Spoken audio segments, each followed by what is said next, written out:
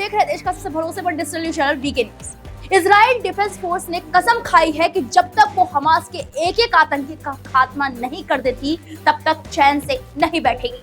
अब उसे तलाश है लादेन की। अब आपके मन में तुरंत एक सवाल उठा होगा कि लादेन, जिसे तो अमेरिका ने बहुत पहले ही मौत के घाट उतार दिया था, तो अब उसे इजराइल क्यों ढूंढ रहा है, वो भी गाजा पट्टी में। दरअसल इजराइल को अब हमास के बिन लादेन कहे जाने वाले यहवा सिनवार की तलाश है। ये वो शख्स है जिसे इजराइल डिफेंस फोर्स ने मुर्दा घोषित कर रखा है। हमास के इस लीडर को लादेन की तरह ही काफी खतरनाक करार दिया जाता है। सिनवार को ऐसे समय में तलाशा जा रहा है जब गाजा पर हमले की तैयारियां तेज हो चुकी है।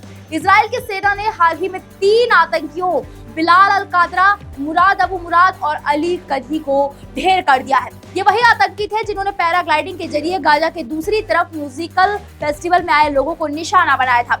इजरायली अधिकारियों के मुताबिक सिनवार और ओसामा बिन लादेन में कोई फर्क नहीं है। उनका कहना है कि जैसे अमेरिका पर 9/11 हमले के पीछे लादेन का हाथ था, इजराइल पर हुए हवाई हमले का मास्टरमाइंड सिनवार ही था। इस हमले ने इजराइल के 1300 लोग मारे गए थे। इजरायली बलों के एक प्रवक्ता ने कहा है कि सिनवार और उसकी टीम हमारी नजरों में है।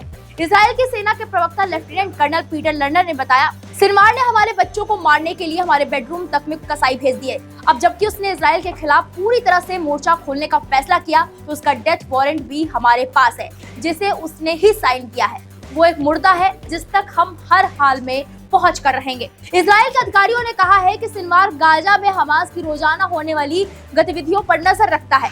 माना जाता है कि वो गाजा में हमास आतंकवादियों द्वारा हथियारों, लड़ाकों और बंदूकों को छिपाने के लिए इस्तेमाल की जाने वाली सुरंगों की उस भूल भुलैया में छुपा हुआ है, जिसे तलाशना थोड़ा मुश्किल है। इजरायली सेना ने हमास के 3 नेताओं को मारने का दावा किया है। साथ ही अब आतंकी नेटवर्क के बिन लादेन का पता लगाने की कोशिश कर रही है। इजरायली सैनिकों का ध्यान गाजा में हमास के मुखिया 60 साल के सिनवार पर लगा हुआ है।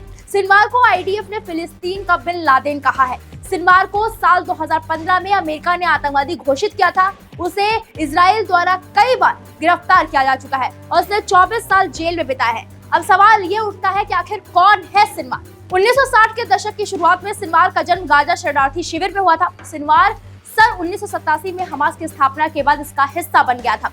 European council on foreign relations के अनुसार सिनवार ने आंतरिक सुरक्षा बल को तैयार किया और आज यही स्पेशल यूनिट अपनी क्रूरता के लिए जानी जाती है। सन 1989 में ही इजराइल ने उसे गिरफ्तार कर लिया था। इजरायली सैनिकों और फिलिस्तीनी सहयोगियों की हत्या में उसकी भूमिका के लिए उसे आजीवन कारावास की सजा सुनाई गई, लेकिन सलाखों के पीछे रहने के बावजूद वो समूह में मजबूत होता गया। उसने अपने दुश्मन की भाषा हिब्रू को बोलना भी सीख लिया। सिनवार को साल 2011 में रिहा किया गया था और एक इजरायली सैनिक गिलाद शालिद के बदले में उसे आजादी मिली थी। उस समय इजराइल ने 10,000 से ज्यादा फिलिस्तीनियों को रिहा किया था।